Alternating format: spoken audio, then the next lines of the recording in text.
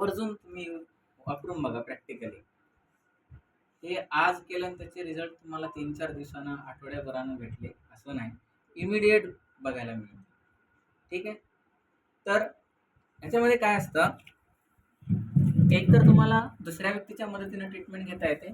दुसरा व्यक्ती अवेलेबल नसेल तर स्वतःला पण करता येते. तर या अर्धनारीश्वर चिकित्सेमध्ये जी आपण सुरुवात केली होती, की पुरुष आणि प्रकृती एक काय म्हणू आपण, पुरुषत्व आणि स्त्री तत्व, पुरुष तत्व आणि स्त्री तत्व एकाच व्यक्तीमध्ये असतं. तसंच आपण एक म्हणू आपण चंद्रतत्व आणि सूर्यतत्व एकाच व्यक्तीमध्ये असतात. दोन विरुद्ध गोष्टी एकत्र असतात तेव्हाच बॅलन्स होतो. दिवस आहे तर रात्र आहे, सत्य आहे तर असत्य आहे. दोन विरुद्ध गोष्टी असल्यामुळेच आपलं अस्तित्व येतं, नाही तर शक्य नाही. काही स्त्रिया पुरुषांसारख्या धाडसी असतात, आक्रमक असतात, बरोबर आहे. त्यांच्यामध्ये पुरुष तत्व जास्त आहे, सूर्य तत्व अग्रेसिव्ह आहे, बरोबर आहे. म्हणून ते तसे असतात. आणि एखादा पुरुष पुरुष असून देखील सौम्य विचाराचा, संवेदनशील, कोणी काय बोललं तर पटकन डोळ्यात पाणी येणारा असंही असतात. त्यांच्यामध्ये काय असतं, स्त्री तत्व असतं, बरोबर आहे. म्हणजे याचा अर्थ दोन्ही एकामध्ये असतात, बरोबर आहे. आणि तसंच आता मॉडर्न याच्यामध्ये अजून आपल्याशी मिळते जुळतं शब्दांशी आपण परिचित होऊ. ऍसिड आणि अल्कलाईन. आपलं ऍसिडिटी झाली म्हणतात की नाही, त्या ऍसिडच्या विरुद्ध अल्कलाईन हे दोन्ही आपल्या शरीरामध्ये असतात. ऍसिडिटी झाली म्हणतात की नाही, मग ऍसिडचं तत्व शरीरामध्ये वाढलं असं समजू. आणि त्या ऍसिडच्या वाढल्यामुळं ऍसिडोसिस प्रकारातले बरेचसे आजार येतात. त्याच्यामध्ये तुमचा मूळव्याध येऊ शकतो, तुमची ऍसिडिटी येऊ शकते, तुमची सांधेदुखी येऊ शकते, डोळ्याचे प्रॉब्लेम, केस गळती, त्वचा विकार, असे खूप काही आजार आहेत जे ऍसिडोसिसमध्ये येतात. तसंच अल्कलोसिसमध्ये पण येतात जर अल्कलाईन तत्व वाढलं तर. ठीक आहे. पण बहुतांश जण ऍसिडोसिसमुळं परेशान असतात, बरोबर आहे की नाही. तर ह्याला मॅनेज करण्यासाठी तर काय म्हणते ही चिकित्सा पद्धत, तुमच्या शरीरामध्ये जे काही अवयव जन्मतः ईश्वराने दिलेले आहेत, थायरॉइड दिलेला आहे, फुफ्फुस दिले, हृदय दिले, पॅन्क्रियास दिलाय, छोटे आतडे, मोठे आतडे, सगळे काय दिलेत की नाही.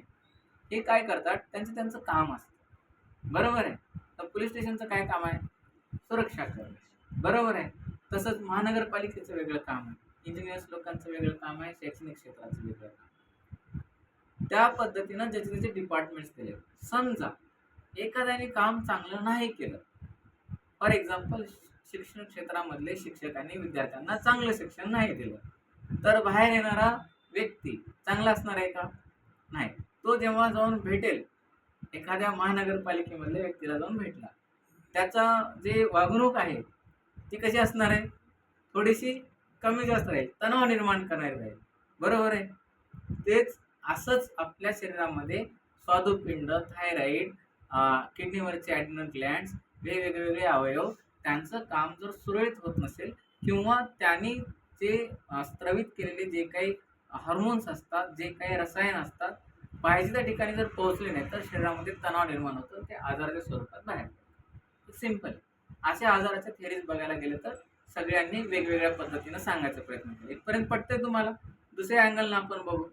आयुर्वेदा काय म्हणते, तुमचा वात, पित्त, कफ बिघडलं तर तुम्ही आजारी पडता, बरोबर आहे. आपल्या शरीरामध्ये आताच म्हणलं की तुमच्या तामसिक, राजसिक आणि सात्विक गुण असतात, तेच तुमचे काय म्हणून वात, पित्त, कफामध्ये येतात, बरोबर आहे.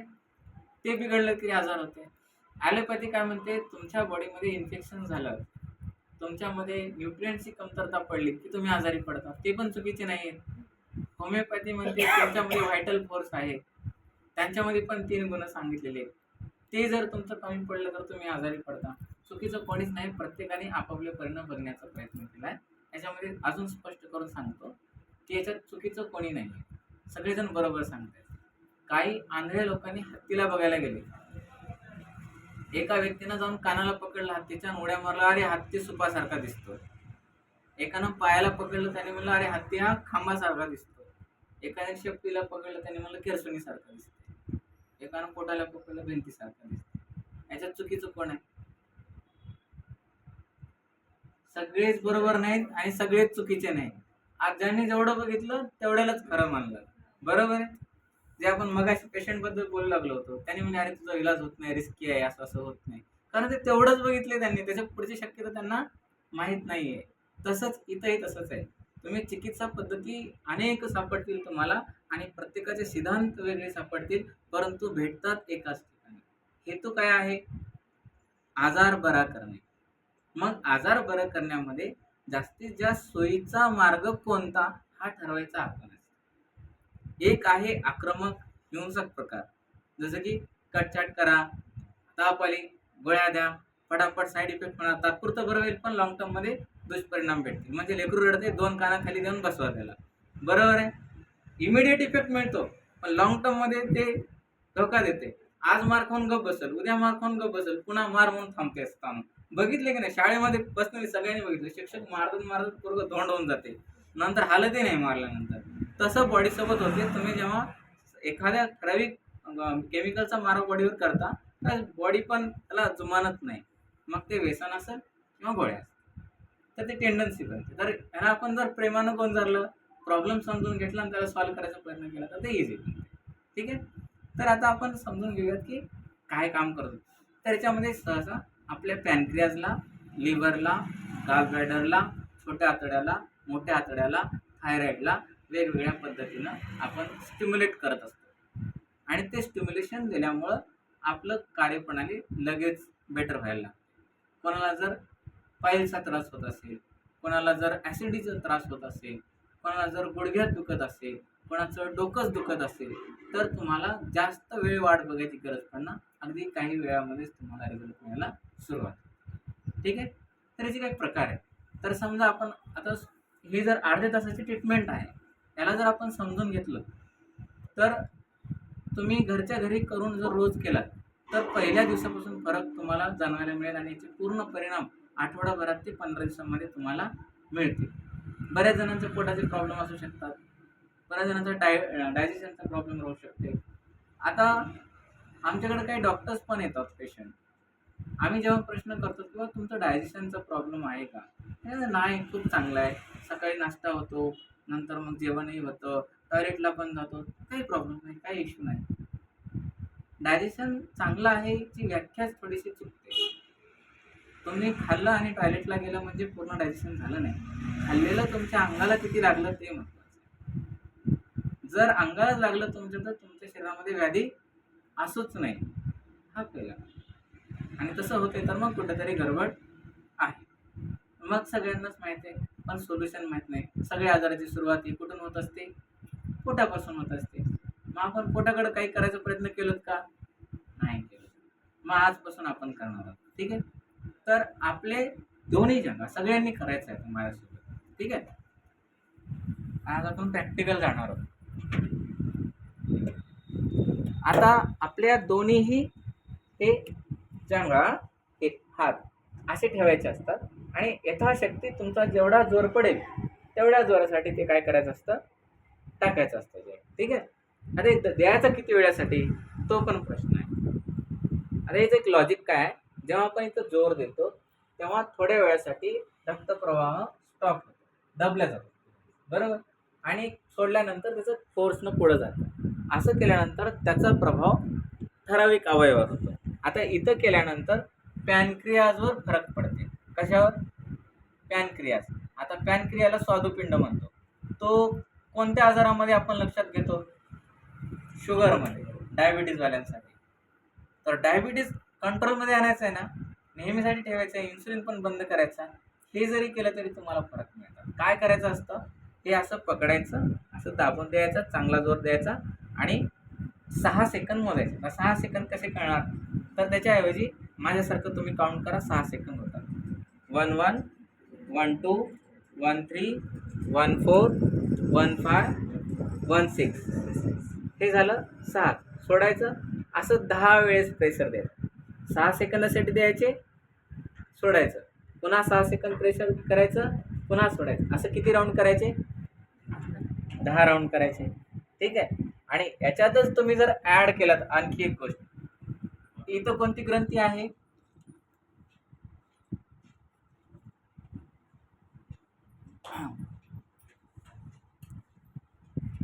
इथं कोणती ग्रंथी आहे आपली? इथं थायरॉइड, बरोबर. अरे थायरॉइड कोणाकोणाला येतं?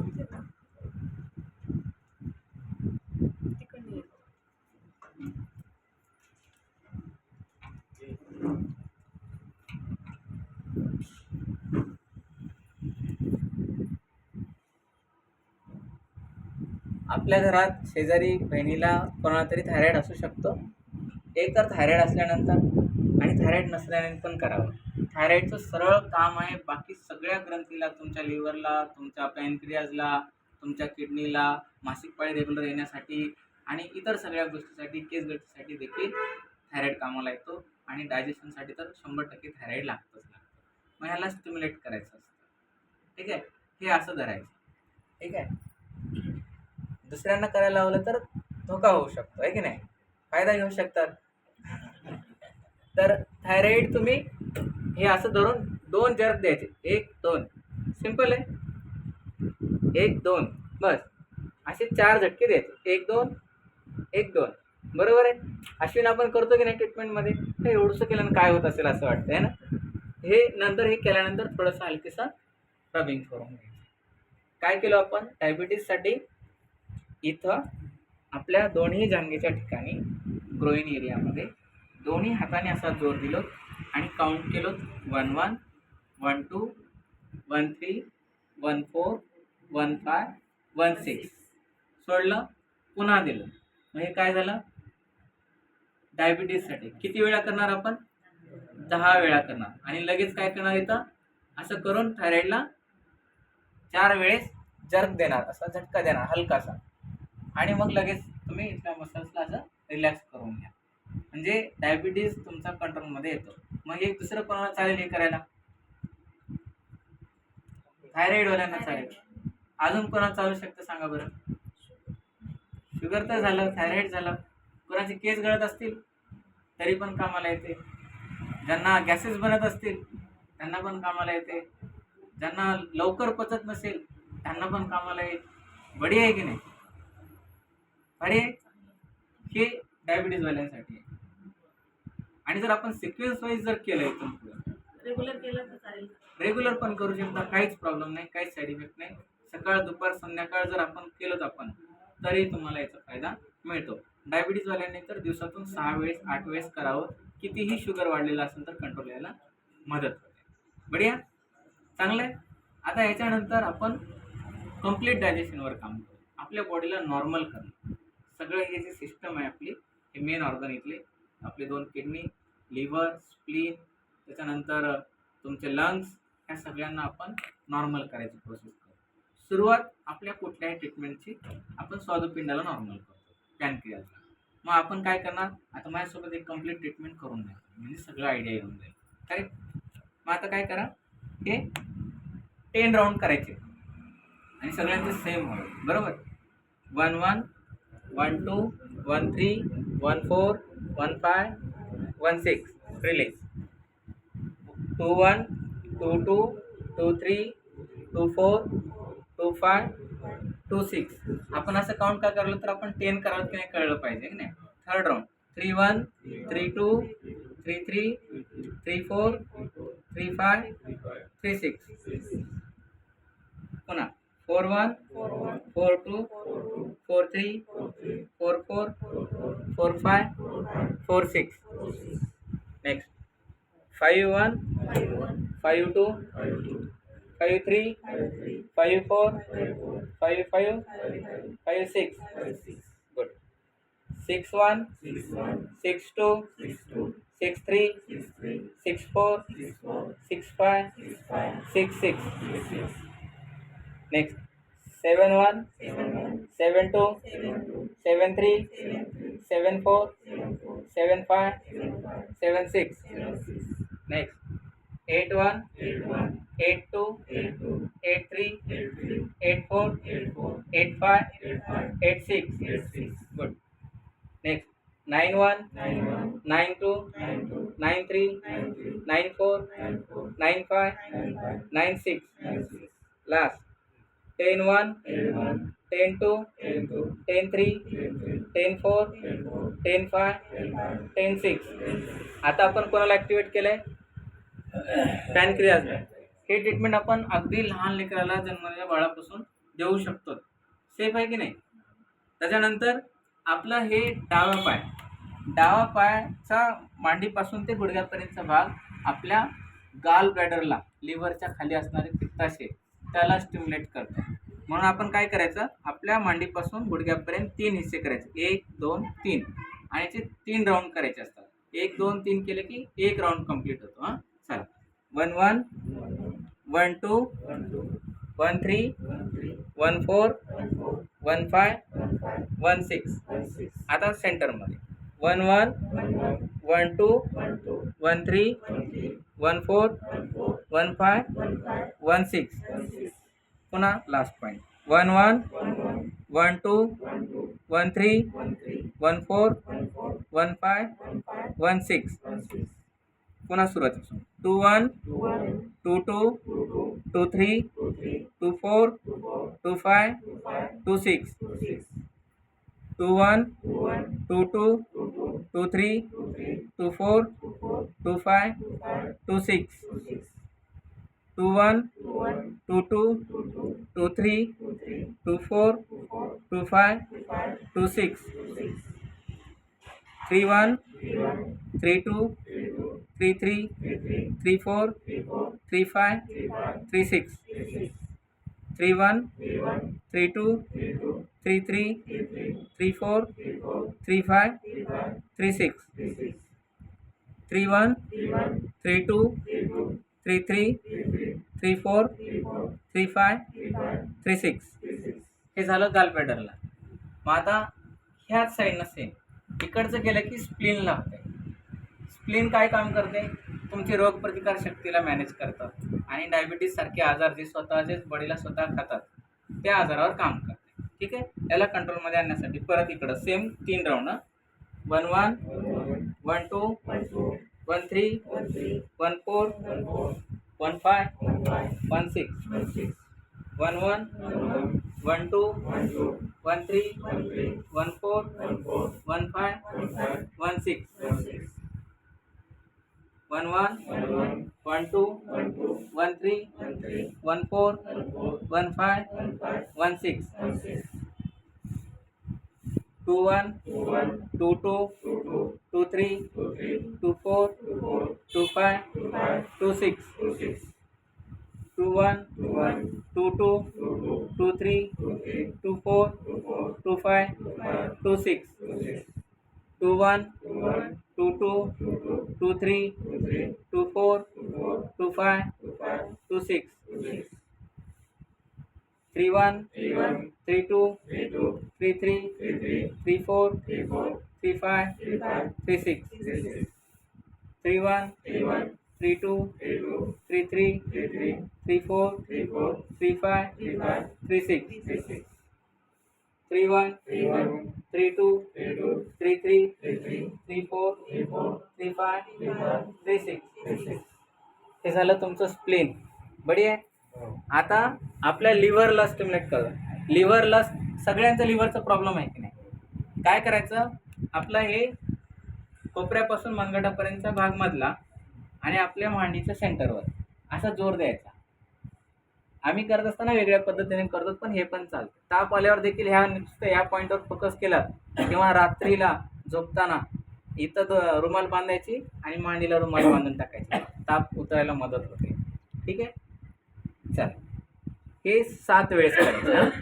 1 1 1 2 1 3 1 4 1 5 1 6. पुन्हा 2 1 2 2 2 3 2 4 2 5 2 6. 3 1 3 2 3 3 3 4 3 5 3 6. त्याच्यानंतर 4 1 4 2 4 3 4 4 4 5 4 6. त्याच्यानंतर 5 1 5 2 5 3 5 4 5 5 5 6. गुड. 6 1 6 2 6 3 6 4 6 5 6 6. लास्ट 7 1 7 2 7 3 7 4 7 5 7 6. हे आपण लिव्हरला ॲक्टिव्ह केलं. आता तुमचं कोलेस्ट्रॉल वाढलेलं आहे, फॅटी लिव्हर आहे, त्या केसेसमध्ये पण हे काम करतात. ठीक आहे. त्याच्यानंतर येऊ आपण आपल्या म्युकसला काम करण्यासाठी. म्युकस म्हणजे तुमच्या नाकावाटात जो म्युकस निघतो तो म्युकस आहे. संडास वाटात चिकटपणा येतो तो पण म्युकस आहे. शरीरभरच्या म्युकसला बॅलन्स करण्यासाठी ट्रीटमेंट असते. ठीक आहे. हे 7 वेळेस केलं तर हे 5 वेळेस करायचं आहे. सेम उजव्या हाताचं सेंटर आणि उजव्या मांडीचं सेंटर. ठीक आहे. सेम घ्यायचं हाताने प्रेशर. हे दोन्ही एकदाच द्यायचे असतात म्हणून आपण मांडीवर आणि हातावर ठेवलं. 1 1 1 2 1 3 1 4 1 5 1 6 2 1 2 2 2 3 2 4 2 5 2 6 3 1 3 2 3 3 3 4 3 5 3 6 4 1 4 2 4 3 4 4 4 5 4 6 5 1 5 2 5 3 5 4 5 5 6. हे झाली नॉर्मल ट्रीटमेंटचा एक राऊंड कंप्लीट. ठीक आहे. हे आधी द्यायचं ट्रीटमेंट, डायबिटीजचा नंतर द्या. हे आधी करून आता हे झालं की 1-1.5 मिनिटाचा गॅप घ्यायचा. हे केल्यानंतर जे काही बॉडीमध्ये केमिकल्स तयार होतात ते ब्लड स्ट्रीममध्ये रक्तप्रवाहात मिसळून ते सगळीकडे इफेक्ट द्यायला मदत होते. आता ही एवढीच ट्रीटमेंट दिली ना, ह्याची जर उलट ट्रीटमेंट दिली तर एक चमत्कार होते. कोणासाठी? ज्यांना जुलाब लागले, 10-12 जुलाब व्हायला कंटिन्यू सारखं गळून चालले, गोळी घ्यायची गरज नाही. गोळी घेतली तर काय होईल? किती वेळ लागेल थांबायला? अर्धा-पाऊण तास तरी लागतं ना. 5 मिनिटाच्या आत मोशनचा वेग थांबून जातो. इतकं जबरदस्त आहे, इमिडिएट आहे, इतकं सायंटिफिक आहे. फक्त याचा सिक्वेन्स उलटा करायचा. काय सिक्वेन्स? सुरुवातीला आपण काय केलं? 8 वेळेस दिलं, 8 पॅन केलं. त्याच्यानंतर काय केलं आपण? इकडच्या मांडीला केलं. डाव्याच्या ऐवजी काय करायचं? उजव्याला द्यायचं, मग डाव्याला द्यायचं. बरोबर आहे. त्याच्यानंतर इकडं 7 करायच्या ऐवजी इकडं 5 करायचे, इकडं 7 करायचे. फक्त उलटा करायचा, सिक्वेन्स उलटा. त्याचं मागचं कारण काय माहिती आहे का? जेव्हा बॉडीमध्ये पचनक्रिया होते, शौच जी आहे ते तुमच्या उजव्या साईडनं मोठ्या आतड्यात इकडनं बनून अशी ढकलत पुढं येते. ह्या साईडनं येऊन पुन्हा मग गुदामार्ग बाहेर पडतो. लक्षात येईल? मग त्याचा सिक्वेन्स इकडं बिघडलेला असतो, ते चालूच असते फ्लो. मग त्याला काय करतं? बॅलन्स करून टाकतं. ते नाभी सरकली म्हणतात की नाही, ते नाभी सेट करण्याचा हा प्रकार. पण 5 मिनिटं एवढंच नाही, अजून कोणाचं नाक गळत असेल तरी पण हे करायचं. फक्त एक ट्रीटमेंट स्किप करायची, जी 5 वाली उजव्या हाताचं. हे जे केलं ना त्याला स्किप करायचं, बाकी सगळे द्यायचे उलट्या पद्धतीने. हेच ट्रीटमेंट. तर सगळं काय होऊन जाते त्याचं, म्हणजे थोड्याच वेळामध्ये नाक गळणं थांबतंय, आहे की नाही. आपला प्रश्न होता ना, ॲलर्जी कशी थांबवायची? मेडिसिन, डाएट आणि सोबत ट्रीटमेंट. अजब ट्रीटमेंट मिळतं. आता एवढंच जरी केलं काही जणांनी, इतकं जरी केलं तर बॉडीमध्ये जे पेन व्हायला आहे, गुडघ्यात व्हायला आहे, मुंडक्यात व्हायला आहे, कुठलाही मसलमधला पेन व्हायला, ते देखील थांबवायला मदत मिळते. आता हेच ट्रीटमेंट जर एवढ्या लोकांना द्यायचं ठरवलं तर दिवस पुरणार नाही, अर्धा तास जातो. पण आपण सगळेजण एकत्र केल्यावर होऊन चाललंय की नाही, म्हणजे स्वतः शिकण्यासाठी आहे. कारण प्राचीन आपलं प्राकृतिक विज्ञान हे स्वार्थी नाही आहे. हे सगळ्यांना सोबत घेऊन जायचं आहे, केलं पाहिजे की नाही. आता याच्यानंतर त्यालाच सबसिक्वेंटली आपण म्हणजे त्याला अनुसरून दुसरे सिक्वेन्सनं जाऊ. त्याला घ्यायचं परत 8 पॅन, त्याच्यानंतर 3 गाल घ्यायचे. आणि जे नंतर आहे आम्ही त्याला GI म्हणतो, म्हणजे छोट्या आतड्याला स्ट्रॉंग बनवणं. आता छोट्या आतड्यांना का स्ट्रॉंग बनवायचं? कारण तुमचे जे पोषण तत्व आहेत ते शोषून घ्यायचं काम तिथूनच सुरू आहे. आता त्याला स्ट्रॉंग करायसाठी काय करावं लागतं? तर तुमचे हे जे पाय आहेत की नाही, त्या पायांना दाब देणं गरजेचं. ठीक आहे. यासाठी आम्ही प्रत्येक पेशंटला काय सांगतो, तुम्ही रोज संध्याकाळी काय करा? गरम पाण्यामध्ये पाय सोडून बसा, आहे की नाही. लॉजिक आहे त्याच्यामध्ये. आता त्याच्यासोबत हे काय करायचं असतं, हे स्वतः दाब द्यायचं असतं. पण आपण स्वतः जर हाताने द्यायला गेलो तर स्वतःचा दाब पडत नाही. तर यासाठी तुम्हाला वज्रासनमध्ये बसावं लागतं. आता वज्रासन माहिती आहे का? कसं करायचं असतं? हा, पाय मोडून नमाजला जसं बसतात की नाही तसं करून बसायचं. त्याच्यामुळं काय होते, इथं पिंडीवर दाब मिळते. असं काय करायचं, 6 सेकंद असे 18 वेळेस मोजायचे. किती वेळेस? 18 वेळेस. 6 सेकंद बसायचे, पुन्हा उठायचं. असं किती राऊंड करायचे? 18 राऊंड करायचे. ठीक आहे. आता दुसऱ्यांनी करताना मेथड चेंज, कारण आपण सगळे स्वतःसाठी शिकायला. जर समजा एखाद्याला गुडघ्यावर बसता येत नाही, त्यांनी काय करावं? पार्टनरला सोबत घ्यावं, आहे की नाही? आपण काय करायचं, त्याच्या पायाचे फेंड्याचे 3 हिस्से करायचे. जसे इथून केलं होतं की नाही, तसे इथं 6 सेकंद, मध्ये 6 सेकंद, शेवटी 6 सेकंद. म्हणजे किती झाले राऊंड? 3 हिस्से झाले ना. मग असे 6 वेळा करायचे. ठीक आहे. साहित्रिक 18 झाले की नाही? 18. तर 18 वेळेस 6-6 सेकंदाचा दाब तसा पडेल. तर दोघांनी असं केलं तरी चालतं. नाहीतर मग वज्रासनमध्ये बसून 18-18 वेळेस करायचं.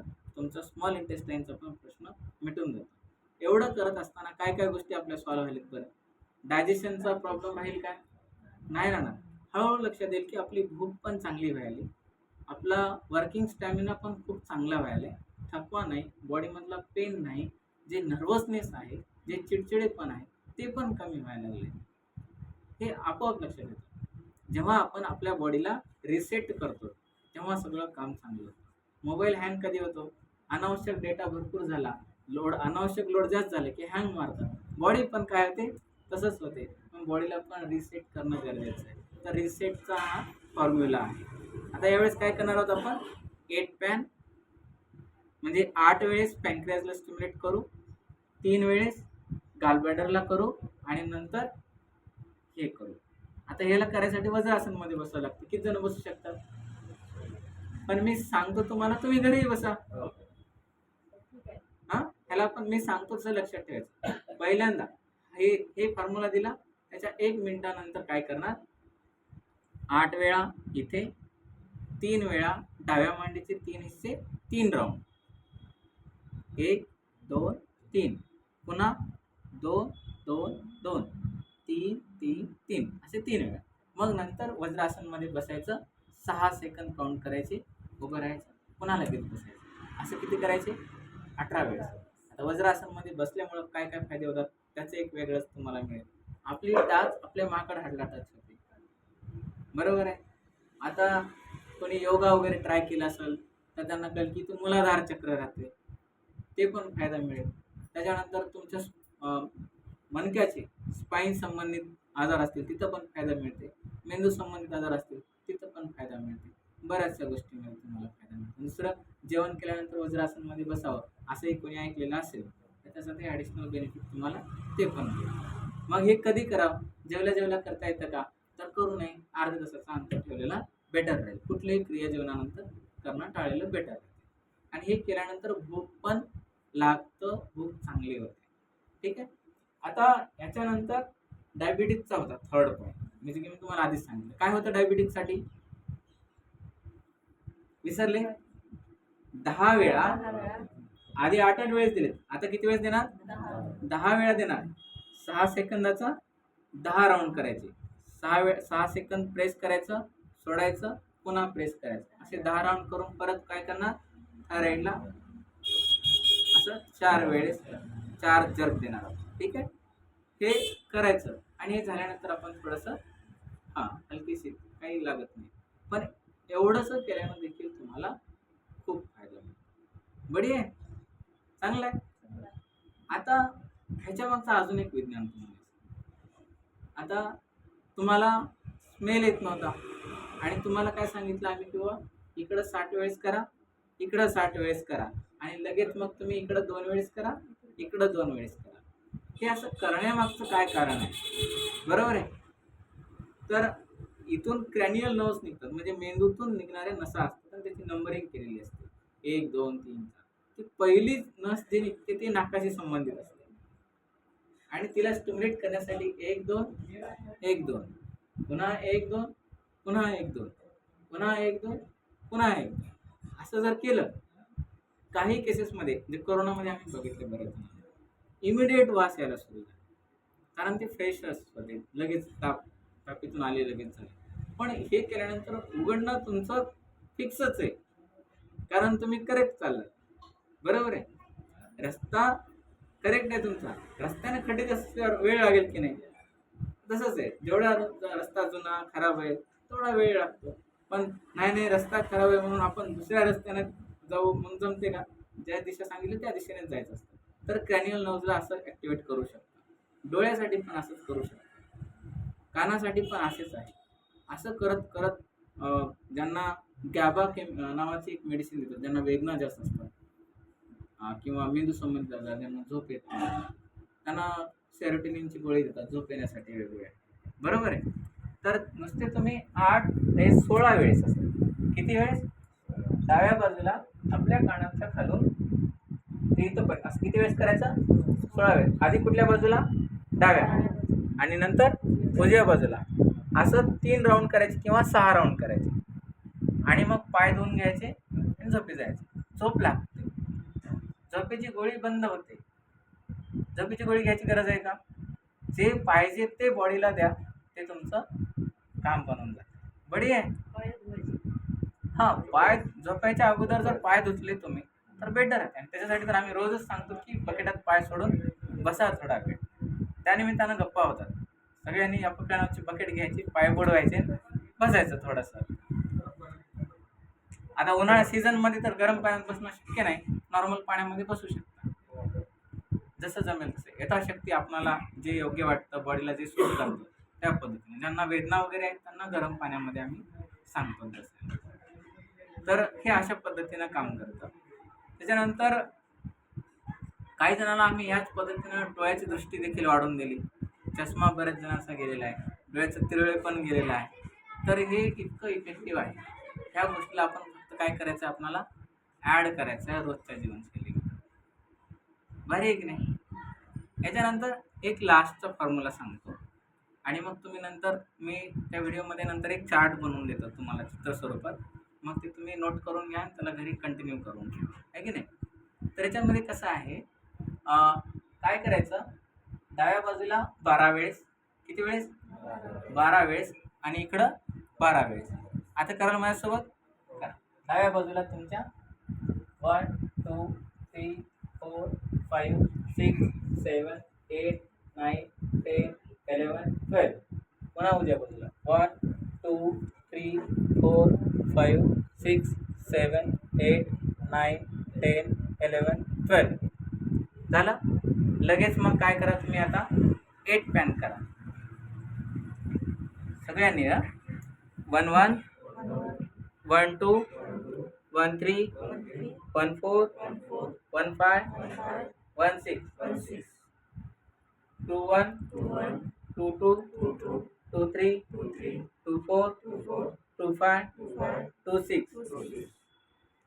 3 1 3 2 3 3 3 4 3 5 3 6 4 1 4 2 4 3 4 4 4 5 4 6 5 1 5 2 5 3 5 4 5 5 5 6 6 1 6 2 6 3 6 4 6 5 6 6 7 1 7 2 7 3 7 4 7 5 7 6 8 1 8 2 8 3 8 4 8 5 8 6. आता तुमच्या पित्ताशयाला म्हणजे गाल ब्लॅडरला स्टिम्युलेट करायचं आहे. गाल ब्लॅडरला कसं स्टिम्युलेट करा? डाव्या बाजूनं की उजव्या बाजूनं? डाव्या बाजूला. मांडीपासून ते गुडघ्यापर्यंत 3 हिस्से करायचे, 3 वेळा करायचे. चला. 1 1 1 2 1 3 1 4 1 5 1 6. तुमची डावी मान. 1 1 1 2 1 3 1 4 1 5 1 6 1 1 1 2 1 3 1 4 1 5 1 6 21, 22, 23, 24, 25, 26, 21, 22, 23, 24, 25, 26, 21, 22, 23, 24, 25, 26, 31, 32, 33, 34, 35, 36, 31, 32, 33, 34, 35, 36, 31, 32, 33, 34, 35, 36. आता याच्यानंतर 3 राऊंड झाले ना. आता याच्यानंतर तुम्हाला काय करायचंय, वज्रासन मध्ये बसायचं. किती वेळेस करणार? 18 वेळेस. ठीक आहे. आणि मग नंतर काय करायचं, आपल्या लंग्सला स्टिम्युलेट करायचं. अगोदर डाव्या बाजूने 12 वेळेस रब करायचं असं. 1, 2, 3, 4, 5, 6, 7, 8, 9, 10, 11, 12. पुन्हा उजव्या बाजूला 1, 2, 3, 4, 5, 6, 7, 8, 9, 10, 11, 12. भाई अजून चांगलं वाटतं तर अजून करू शकता. आणि हे झालं ना, त्याच्यानंतर काय करायचं, टॉवेल घ्यायची. आपण कसं सलमान खान डान्स करतो वेगळ्या पद्धतीने, आपण मात्र इकडं करायचं असं पाठीला, पूर्ण पाठीला कमरेला हे रबिंग करायचे. याचे तुम्हाला युनिक फायदा मिळेल. जर कोणाला कासावीस होत असेल, जर कोणाला चक्कर आलेली असेल, कोणाचं डोकं दुखत असेल, बॉडीत पेन होत असेल, श्वास अडकल्यासारखं होतं, बऱ्याच जणांना गुदमरल्यासारखं होतं, त्यावेळेस हे तुम्ही करून बघा. फार चांगलं होतं, फार लवकर बेटर फील होतं. इकडं करायचं, इकडं करायचं. आणि ज्यांना सुस्ती वाटते ना, हे करायच्या अगोदर इथे इथे आहे थायमस ग्लँड. लहान लेकरांची ॲक्टिव्ह असते, त्याच्यामुळे ते लेकरं चुस्त असतं. आपण जसं मोठे होतो ते थोडीशी डल होत जाते. त्याला काय करायचं आहे, ह्याची वेगळी पद्धती आहे. ह्याला असं करून पण टाईप करून ॲक्टिव्ह करू शकता, किंवा इकडं 12 वेळेस असं, आणि इकडं पण 12 वेळेस असं रब करून थायमस ग्लँडला ॲक्टिव्ह करू शकता. जर कोणाला सुस्ती जाणवत असेल तर ती सुस्ती पण निघून जायला मदत होते. बढिया आहे, चांगलं आहे. आता ह्या सेशनचा तुम्हाला पुरेपूर फायदा घ्यायचा. हे झाल्यानंतर 15 दिवसांनं जर आपण रेग्युलर केलं, तुमच्या पोटाशी संबंधित समस्या जवळपास निघून जात आहेत हे तुमच्या लक्षात येईल. आणि जर परफेक्शन जर आलं त्याच्यामध्ये, तर काही दिवसात, 4 दिवसात, 5 दिवसात, 2 दिवसात, किंवा एकाच राऊंडमध्ये पण रिलॅक्स वाटायला लागतं, नसा खुलतात. आता जे शेवटचं जे सांगितलं तुम्हाला, किंवा एक शेवटचं सांगूनच टाकू का तुम्हाला, रक्त पातळ करायचं आहे तुम्हाला. ठीक आहे. सुरुवातीपासून ते आत्तापर्यंत त्या सगळ्या गोष्टी जर सिक्वेन्सनं केलात, तुम्हाला रक्त पातळ व्हायची गोळी घ्यायची गरज आयुष्यात पडत नाही. कारण तुमचं ब्लड सर्क्युलेशन कुठंच थांबत नाही. सगळ्या ग्लँड्स व्यवस्थित काम करतात, सगळा अडथळा बाहेर पडतो, तुमचं पोट नॅचरली साफ होतं. वेगळी मेहनत घ्यायची गरज नाही आहे. बढिया आहे की नाही? चांगलं आहे. तर आता आपण ह्या ट्रीटमेंटची एक झलक बघितली. ह्याच्यामध्ये जर आपली नजर वाढवायची असेल तर काय करता येईल, जर आपली पाळी वेळेवर येत नसेल तर काय करता येईल, कायमचं आपणाला पेन फ्री जगायचं आहे तर काय करता येईल. तत्सम आजार, काही आजारांचे आपण नाव पण घेऊ शकत नाही, म्हणजे घेऊ शकत नाही म्हणजे नावच देता येत नाही, असे पण आजार येतात. बरोबर आहे. एक पेशंट आला होता, त्याचे फक्त अंगठा दुखत होता आणि तो जरा शर्टचं बटन पण लावता येत नव्हतं. त्याचं MRI नॉर्मल आहे, एक्सरे नॉर्मल आहे, आणि हिमोग्लोबिन 15.4 आहे. आणि ट्रीटमेंट काय देणार आहे? तुमच्या मॉडर्न सायन्समध्ये सगळे नॉर्मल आहे, पण त्याच्याकडे प्रॉब्लेम आहे ना, तो बोट पण असं करता येणार गेलं. त्यावेळेस तुम्हाला ॲक्च्युअल निदान करायचं कळतं. पण निदान करायचे पण टेक्निक असतात. त्याचं ऐकून निदान करायचं असते, स्पर्श करून करायचे असते, वेगळ्या पद्धतीचे असतात. तर कुठल्या ना कुठल्या पद्धतीनं आपल्याला ते डायग्नोस होणं अत्यंत गरजेचं असतं. आणि त्या डायग्नोसिस पद्धतीमध्ये आपली चिकित्सा पद्धत फार ॲडव्हान्स आहे. आणि हेच जर नॉलेज एवढ्या सगळ्या गोष्टी स्वतः करू शकतात की नाही? बिमारीला तुम्ही दुसरीकडे पैसे खर्च करण्यापेक्षा स्वतःच ती आत्मसात करा, पूर्ण नॉलेज घ्यावं. इकडं तिकडं पार्लर रन करण्यापेक्षा हे शिकाव. तुम्ही शिलाई मशीन म्हणजे सांगायला एक एक्झाम्पल म्हणून कोणीही करू शकते, तुमचे फ्रेंड्स, हाऊसवाईफ, रिटायर व्यक्ती, इन सर्व्हिस व्यक्ती. एक छंद म्हणून बघा, आरोग्याबद्दल सतर्कता म्हणून बघा. ह्याचं जर होलसम नॉलेज जर आपल्याकडे आलं तर कसं राहील? अहो इथं जे लिहिले की नाही, हृदयविकाराचा झटका असो की साधी चक्कर येणं असो की साधे जुलाब लागणं असो, सगळ्या गोष्टीला तुम्ही घरी मॅनेज करू शकताय. आणि चॅलेंज देऊन सांगतो, 5 मिनिटाच्या वर नाही लागत तुमची चक्कर कमी करायला. आम्ही हाय बीपी 200 पर्यंत गेलेला बीपी आम्ही 5-10 मिनिटांमध्ये नॉर्मल केलेली आहे.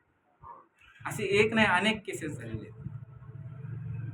जिथं डॉक्टर आयुष्यभर गोळ्यांचा कोर्स सांगतात तिथं कमी होतं. इन्सुलिन ज्यांना 12-12 युनिट घ्यावं लागतं त्यांची इन्सुलिन 4-4 दिवसांमध्ये बनते. इतकी ताकद आहे प्राकृतिक चिकित्सेची. आता तुम्ही हे तुमचं शरीर आहे, तुम्ही दुसऱ्याला घेऊन चालला तर त्यांचं शरीर आजारानं भरलेलं आहे आणि तुमचं काय बरं करणार आहे? म्हणजे कुठंतरी आळा बसला पाहिजे. आणि जिथं अत्यावश्यक आहे तिथं डॉक्टरांची, एक्सपर्ट्सची गरज लागतेच लागते. पण ह्या छोट्या छोट्या गोष्टीकडे दुर्लक्ष करून तरी मोठं स्वरूप येते ना. मग होऊ नये यासाठी बेसिक नॉलेज घेण्यासाठी आपण तत्पर असायला पाहिजे. म्हणून आपणाला ईश्वराच्या कृपेने म्हणा, आपण एक कोर्स सुरू केला होता प्राकृतिक चिकित्सक म्हणून. त्याच्यामध्ये गव्हर्नमेंटचा अप्रूव्हल आहे. ते फक्त चिकित्सा शिकवण्यापुरती आहे. त्याच्यामध्ये तुम्हाला डायग्नोसिस मेथड, नाडी परीक्षण किंवा मेडिसिन बनवणं हे काहीच नव्हतं. परंतु आमच्या गुरूंना असा आशीर्वाद म्हणजे ऑर्डरच केली की बाबा तुम्ही हे नॉलेज सीमित नका ठेवू. नाडी परीक्षण आता फार कमी लोकांना येतं, बरोबर आहे. आणि हे सगळ्यांना येणं आवश्यक आहे. स्वतःची स्वतःला तपासणं गरजेचं आहे, बरोबर आहे की नाही? तर हे चिकित्सा, औषधं बनवण्याची चिकित्सा, औषधं पण बनवण्याची पद्धत असते. औषधांचं तोडण्याचा ऋतू असतो, त्याची दिशा असते. त्या पद्धतीने आजाराप्रमाणे ते जर तुम्ही बनवायला शिकलात तर आयुर्वेदात देखील आपल्या ॲलोपॅथी इतकाच टफ जातो, म्हणजे तेवढंच क्विक आहे. असे काही वनस्पती आहेत ते नुसतं तुमच्या हृदयाला, छातीला जरी असं लावून ठेवलं तर तुमचे हार्टबीट नॉर्मल होतं. इतकी शक्ती आहे. आपल्याला माहीत नाही, आपण त्याच्यापासून दूर आहोत, बरोबर आहे की नाही? बरेचसे किडनीचे प्रॉब्लेम्स, किडनी स्टोन सारखे प्रॉब्लेम, क्रिएटिनिनचे प्रॉब्लेम 8-10 दिवसामध्ये नॉर्मल होताना बघता येते. कुठलंच काही असं म्हणजे त्याचा सिरियसचा आवागावा न करता ते नॉर्मल होताना बघतो. हे ताकद आहे आणि हे आपण माहीत नाही, आपण अनभिज्ञ आहोत. मग या गोष्टीला जर तुम्ही प्रोफेशनली अटॅच होऊन शिकतो म्हणलात तरी तुमचं वेलकम आहे. तसं नाही म्हणलं तर अशा वर्कशॉपच्या माध्यमातून जोडून राहा, सतत तुम्ही माहिती घेत राहा, तरी ते तुमच्यासाठी बेटर राहील. बढिया आहे की नाही? तर आताचा हा जो सेशन होता तो चिकित्सक होता. आपण नंतर डाएटबद्दल चर्चा करणार. ठीक आहे, शॉर्टमध्ये 5 मिनिटांमध्ये डाएटबद्दल बोलू. आहे वेळ? हां, बोलत असेल तर आपण थांबू शकतो, तसं काय नाही, कारण मेन मोटो जो होता तो झालेला आहे.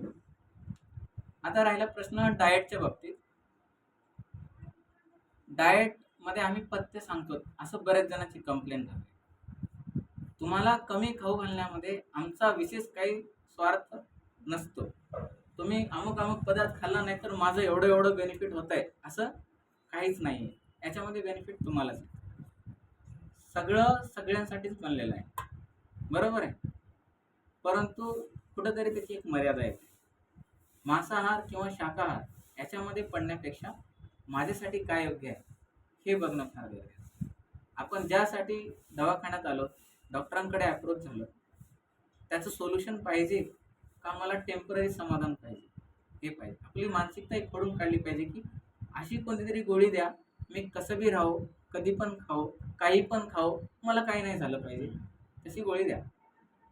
आता हे शक्य आहे का? नाही, पण हे मानसिकता सत्य आहे की नाही? मग याचा फायदा उचलला जातो की नाही? बरं, काळा व्यक्ती गोरा होऊ शकतो का? तरी पण फेअर अँड लव्हली चालते की नाही? आस आहे काय? आस आहे, खोटी आस आहे, मृगजळाच्या मागं धावलेली आस आहे. त्याचा फायदा घेतात की नाही? बरोबर आहे की नाही? कुठला शॅम्पू लावल्यानं, कुठला परफ्यूम लावल्यानं कोणाच्या जीवनात काय बदल झाला? शक्य आहे का? नाही.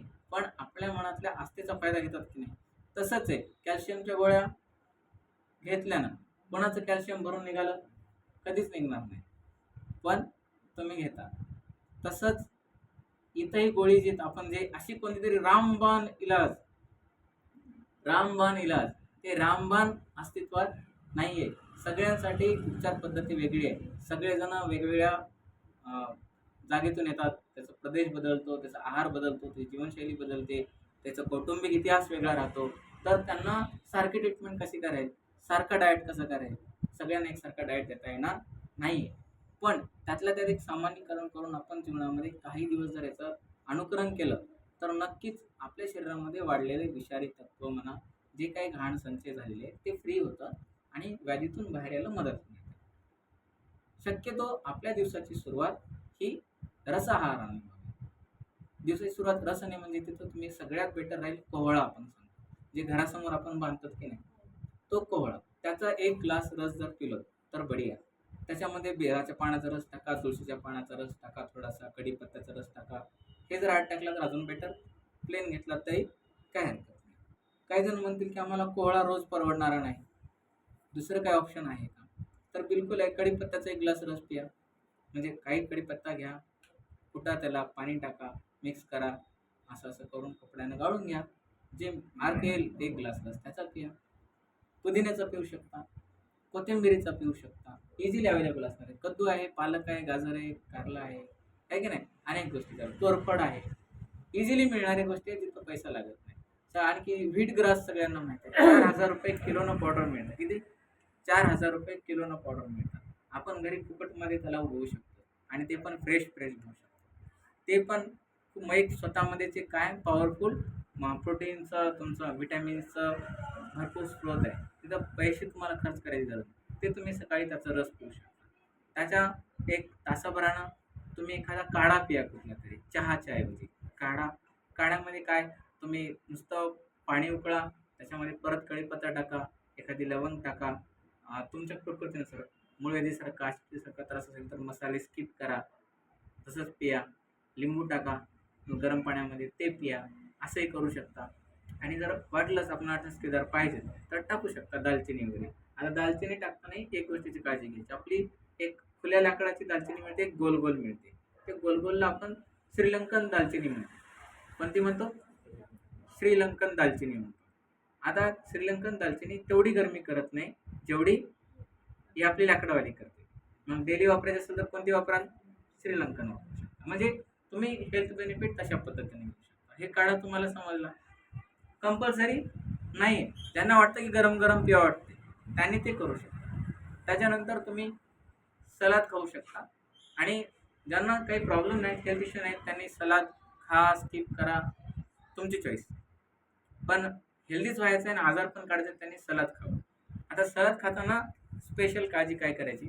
जास्त इन्ग्रेडियंट ठेवता आलं तरी कमीत कमी जे कच्चा खाता येतात, कमीत कमी 2 व्हरायटी तरी असावेत. त्याच्यामध्ये तुम्ही काकडीच्या बिया, पंपकिनच्या बिया, जवसच्या बिया, सूर्यफुलाच्या बिया हे सगळं ॲड करायचं. लिंबू आणि मीठ टाकणं ऑप्शनल आहे. ह्याच्यामध्ये 2 मतं बनतात. मीठ टाकायचं असेल तर खडे मीठ टाकावं आणि त्याच्यासोबत एक्स्ट्रा व्हर्जिन ऑलिव्ह ऑइल टाकावं. तर काही जण काय म्हणतात की मीठ टाकल्यामुळं पाणी निघतं, पाण्यासोबत त्याचे व्हिटॅमिन्स पण बाहेर येतात आणि तेवढा फायदा होत नाही आणि तेल कच्चं खाऊ नये. 2 मतं बनतात. आता ते तुमचं तुम्ही ठरवायचं. याच्यामध्ये काय, तर मग तसं नसेल तर मग आपलं प्रसादाचं नारळ असतं ना, ओलं नारळ, ते नारळ घ्यायचं, त्याचं एवढं बारीक करून त्या सलादवर टाकून द्यायचं आणि खायचं. आता ते नारळामध्ये काय आलं तुमचं? तूप बी आलं, तेल बी आलं. त्याच्यानं कोलेस्ट्रॉल बी वाढणार नाही, फॅटी वाढणार नाही, फायबर बी आलं. फायदाच फायदा आहे आणि दूध बी आलं. ॲट अ टाईम ते नारळाचे फायदे मिळतात आणि टेस्ट पण त्याचा वाढून मिळतो. मग नारळ वगैरे टाकलं तर मीठ आणि लिंबू टाकायची गरज नाही. ठीक आहे. सलाद भरपूर खावं, किती खावं? पोट भरून खावं. याची व्याख्या काय? पोट भरून खावं. म्हणजे प्लेट बघून खाण्यापेक्षा पोट बघून खावं. पोट भरेपर्यंत, समाधान होईपर्यंत खाऊन घ्यायचं. मग त्याच्या 1-2 तासानं तुम्ही रेग्युलर जेवण करा. तर जेवण करताना तुम्ही जे काही बनवता, आता याच्यामध्ये मल्टीग्रेन आटा वापरू शकता. गहू वापरत असाल तर त्याच्यामध्ये तुम्ही भाज्या मिक्स करा. पालक असेल ना, पालकला मिक्सरमध्ये फिरवा पाणी टाकून, त्या पाण्यामध्ये पीठ टाकून चुरा, मस्तपैकी ग्रीन कलरची होते. त्याच्यानंतर तुम्ही दुसरं काय करता, बीट खिसून टाकू शकता, गाजर खिसून टाकू शकता. अशी खूप काही गोष्टी त्या पराठ्या बनवून